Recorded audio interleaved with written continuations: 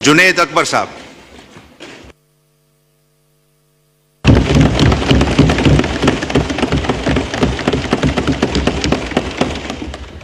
औज़ु बिल्लाहि मिनश्शैतानिर्रजीम बिस्मिल्लाहिर्रहमानिर्रहीम इय्याका नअबुदु व इय्याका नस्तईन। शाह साहब, मैं अपनी तरफ से, अपनी पार्टी की तरफ से इस मकबूजा असम्बली में आपको इलेक्शन की जीत पे मुबारकबाद पेश करता हूं। आप मेरे लिए मोहतरम है, लेकिन ये मेरी ख्वाहिश थी कि काश आप इन लोगों से जो पाम 45 में हार चुके हैं और पाम 47 के जरिए इस असम्बली में डाके से, बेईमानी से, 2 नंबरी के जरिए इस असम्बली इस हाल में आ चुके हैं। जनाब डिप्टी स्पीकर साहब, 2 साल पहले इमरान खान की हुकूमत थी इस मुल्क पे। फिर इमरान खान की हुकूमत के खिलाफ एक साजिश बनाई गई, इमरान खान की हुकूमत गिरा दी गई। इमरान खान का कसूर क्या था? इमरान खान मदीना की रियासत की बात करता था, इमरान खान आजाद खारिजा पॉलिसी की बात करता था, Imran Khan rules of law की बात करता था। फिर इमरान खान के खिलाफ एक साजिश की गई। उस टाइम के जनरल साहब बकौल मौलाना साहब, उसने उन तमाम अपोजिशन लीडरान को, जिसमें बट्टू के पैरोकार भी थे, जिसमें वो लोग भी थे जो वोट को इज्जत दो की बात करते थे, जिसमें वो लोग भी थे जो इदारों से नाराज थे, जिसमें वो लोग भी थी जो मजहब की बात करते थे, एक झंडे तले जमा हो गए। सिंध हाउस में एक मंडी लग गई। वो सियासी खाना बदोश, वो सियासी तवाइफ, उन लोगों की कीमत लगा दी गई, उनकी जमीन खरीद दी गई और हुकूमत के खिलाफ साजिश की गई। हुकूमत को गिराया गया, हुकूमत को गिराया गया। इमरान खान की हुकूमत खत्म की गई, लेकिन इमरान खान की मोहब्बत लोगों के दिलों से नहीं निकाल सकी।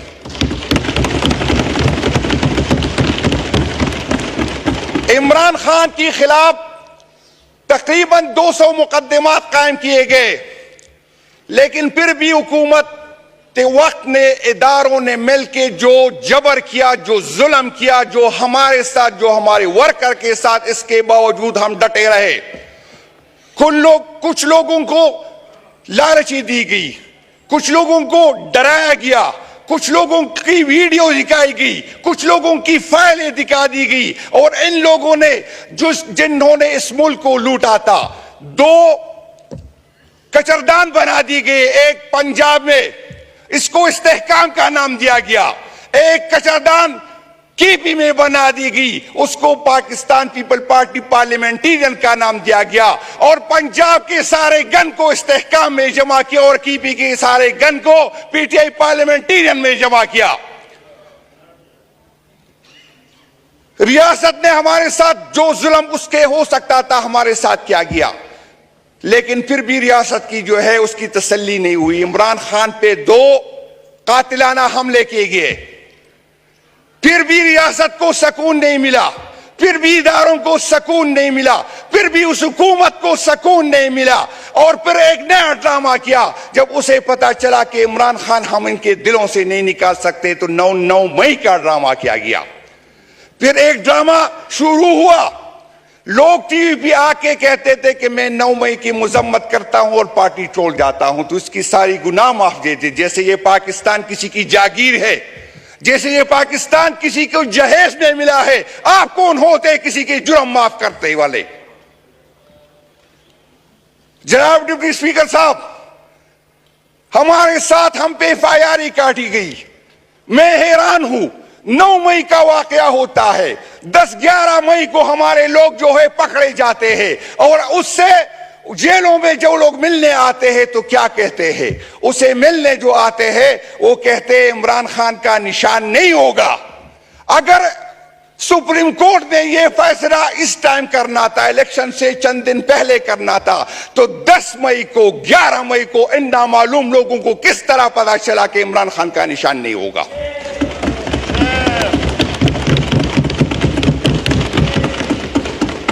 9 मई का ड्रामा मैं कौन को बताना चाहता हूं। 9 मई को मैंने 34 शहीदों की लाशें उठाई हुई है। 9 मई को मैंने 200 मरीज उठाए हुए, जख्मी उठाए, मेरा एफआईआर नहीं काटा गया, लेकिन मेरे शहीदों के, मेरे दोस्तों की एफआईआर मुझ पे काटी गई। फिर 9 मई को बहाना बना के हमसे जो है निशान छीना गया। कभी किसी को जूते दी गए, किसी को बैंगन दिया गया, लेकिन इमरान खान का नाम जब बैंगन के साथ लगा, जब जूतों के साथ लगा, जो पीटीएम के जो क़यादत बेटी है, इनको अपनी जिंदगी में इतनी इज्जत नहीं मिली थी, जो जिस वजह से जूतों को इमरान खान की वजह से इज्जत मिल गई थी।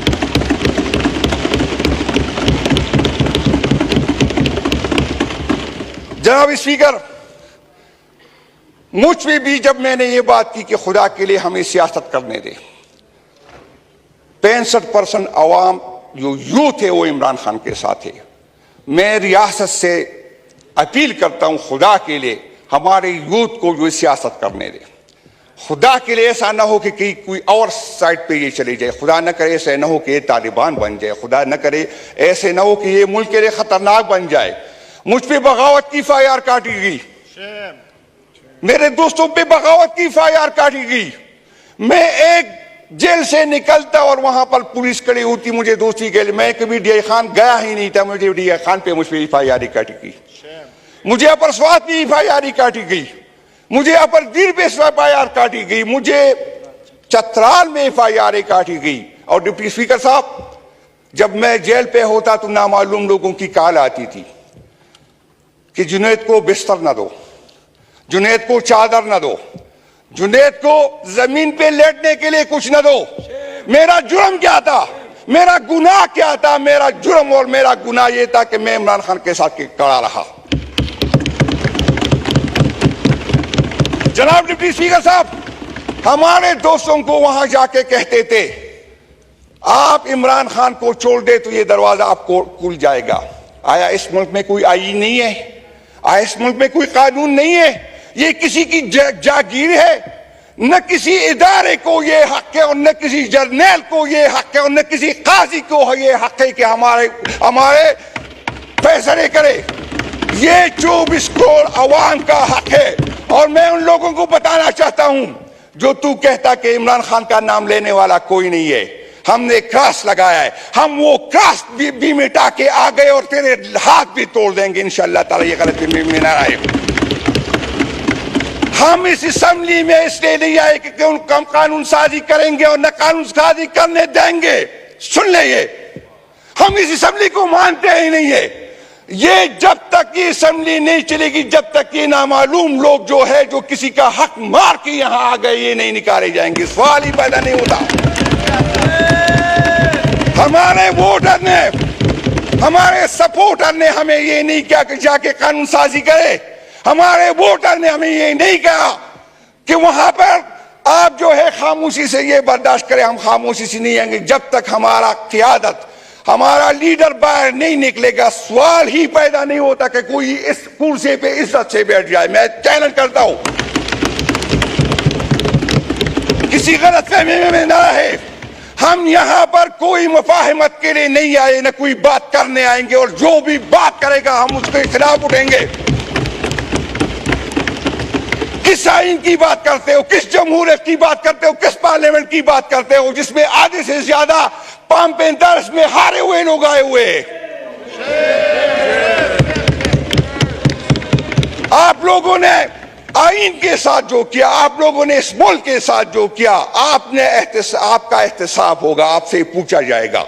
और जब तक हमारा हक हमें नहीं जाएगा, कोई गलतफहमी में न रहे कि इस ईमान को हम चलने देंगे। ये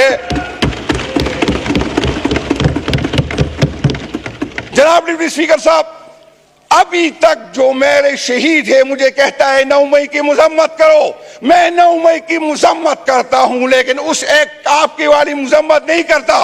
मैं उस दिन की मजम्मत करता हूं जब मेरे कायद की बेइज्जती की गई, उसे हाई कोर्ट से लेके गए बेइज्जती के साथ, मैं उसकी मजम्मत करता हूं।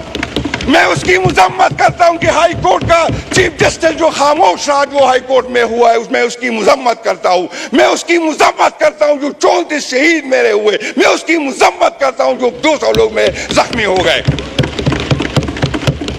मेरी FIR ही नहीं काटी जा रही। मेरी अपील है, मैं हुकूमती वक्त से कहता हूं, मैं चीफ जस्टिस से कहता हूं कि 9 मई की इंक्वायरी करो और देखो किसका फायदा किसको हुआ, ये किसने प्लान किया। अजीब इदारे हैं। मैं अपना पेट काट कर जो है अपने इदारों पे लगाता हूं, इनको ये पता नहीं था कि 9 मई क्या होने वाला है। जो IG इसका जिम्मेदार था, हमने उसको अवार्ड दिया, जिसको सजा होनी चाहिए थी, जिसको बरतरफ करना चाहिए था, क्योंकि IG की सरपरस्ती में ये सब कुछ हुआ है, क्योंकि इदारों की सरपरस्ती में हुआ। 9 मई बहाना था, इमरान खान निशाना था। इमरान खान इस मुल्क का मुस्तकबिल है, इमरान खान के साथ इस मुल्क का मुस्तकबिल जुड़ा हुआ है। इमरान खान के साथ आप जो है, इमरान खान जो है वो सोच का नाम है। इमरान खान हमारा मुस्तकबिल है और हमारे बच्चे उसके साथ जुड़े हुए हैं। जनाब डिप्टी स्पीकर साहब, उस चीफ जस्टिस साहब को जिसको इखलाकी तौर से उस केस में बैठना ही नहीं चाहिए था, उसने फैसला किया था, क्योंकि हमने उसके खिताब रेफरेंस भेजा था, उसको तो बैठना ही नहीं चाहिए था। उसने उस वक्त हमसे जो है हमारा निशान छीन गया और लोग ये गलतफहमी में थे। हमारी लोग, हमारे वर्कर वो इमरान खान से मोहब्बत करते, वो बैठ से नहीं मोहब्बत करते। तो ये आप लोगों की गलत फहमी थी। आज इस दफा पहली दफा लोगों ने अपने जो कैंडिडेट को ढूंढा, उसके निशानात ढूंढे गए। हमें जो है कैंपेन की इजाजत नहीं थी, हमारे जो है झंडे पे पाबंदी थी, हमारे पोलिंग एजेंट पे पाबंदी थी, और आप मुझे कहते हैं जमहूरियत। ये जमहूरियत तो मानने को तैयार ही नहीं, ये असेंबली में मानने को तैयार ही नहीं। जमहूरियत की बात करते हो तो जमहूरी तरीके से आओ ताकि हम आपके साथ बैठ जाए। अगर इस तरह तो इस तरह आप लोगों ने असेंबली में आना है तो मैं पागल हूं कि लोगों की इतनी जो है 8,000 लाख और 6,000 लाख लोगों के पीछे मैं दौड़ूं। मैं किसी जर्नल क्या के पीछे क्यों नहीं होता कि असेंबली में आ जाऊं? आया किसी जर्नल ने यह फैसला करना है? अगर असेंबली में इस तरह आना है तो कोर कमांडर आप इतना खर्चा क्यों करते हैं? कोर कमांडर से लिस्ट ले ले, वो आपको लिस्ट दे देगा और असेंबली में बिठा देगा। ये मुल्क हमारा है, इसको अवाम का हक है कि वो किसको मुंतखब करना चाहता है, किसको असेंबली में लेना चाहे। न ये जर्नल फैसला करेगा और न कोई काजी करेगा, न कोई और करेगा। शुक्रिया जी, बड़ी मेहरबानी।